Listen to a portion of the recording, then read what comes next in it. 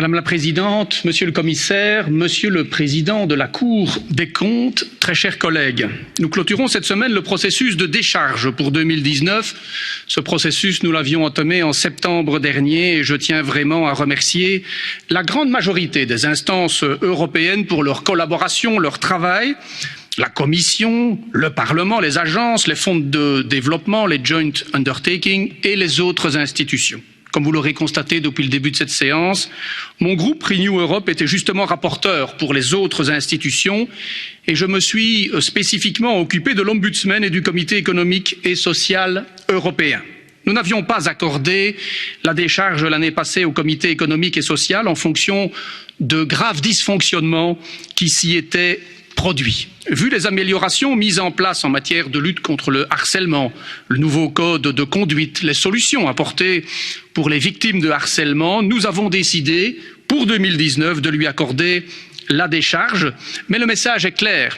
La commission de contrôle budgétaire soutient la nouvelle présidente du comité, Christa Schwenk, dans ses actions, son processus de rénovation, mais nous serons vigilants quant à l'évolution de la situation. En ce qui concerne les services de l'Ombudsman, je veux renouveler à cette instance et à sa directrice, Émilie O'Reilly, nos félicitations pour le travail accompli. J'espère que dans les prochains mois, l'Ombudsman pourra prétendre à une plus grande visibilité médiatique, car c'est un maillage essentiel pour faire progresser la transparence et l'éthique, et donc pour maintenir la confiance des citoyens dans les institutions européennes.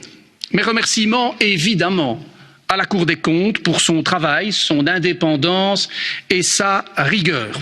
Nous avons là un outil performant et je ne peux que conseiller aux membres de notre Assemblée de consulter régulièrement les travaux, les rapports spéciaux de la Cour des comptes. Je le dis souvent, la Cour des comptes est le meilleur allié des citoyens européens et donc du Parlement européen.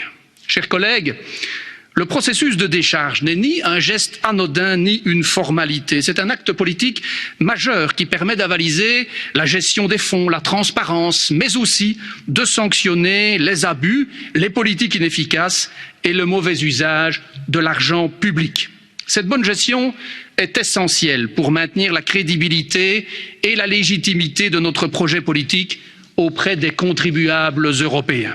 Cette année, sur les 52 instances européennes examinées, nous n'accordons pas la décharge au Conseil et au Conseil européen, on vient d'en parler, c'est d'ailleurs le cas depuis 2009, ni à l'agence Frontex, et on vient de développer les raisons qui nous ont poussés à prendre cette décision. Pour ce qui est de Frontex, nous postposons la décharge, c'est une clause de rendez-vous que nous donnons à l'agence dans 6 mois, et que les choses soient claires, ce n'est pas une remise en question des missions de l'agence, encore moins de son existence. D'une manière générale, dans la procédure 2019, notre groupe politique Renew Europe est resté vigilant sur la régularité des comptes et sur la performance des politiques menées. Et cette année, pour la première fois, nous avons bénéficié d'un rapport dédié justement à la performance. C'est une de nos demandes de longue date.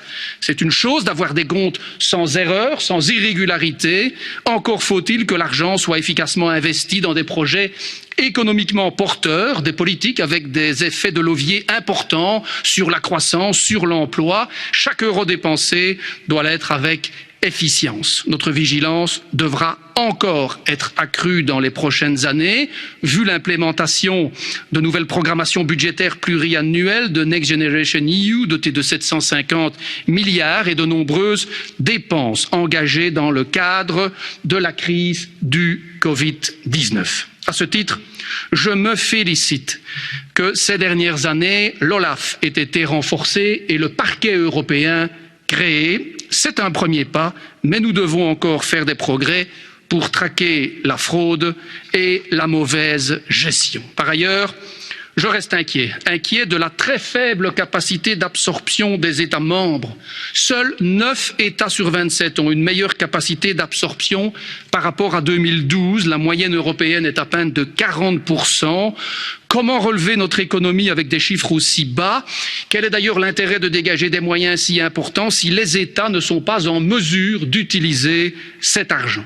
Chers collègues, beaucoup de chantiers sont en cours et devront rapidement aboutir. le data mining avec des programmes comme Arachne ou EDS, une meilleure transparence des fonds, la numérisation des procédures, la simplification des règles administratives, une meilleure formation et aide technique pour les administrations, mais aussi pour les applicants et notamment les plus petites PME. L'Union doit progresser dans chacun de ces domaines. Les années qui viennent seront cruciales pour le projet européen.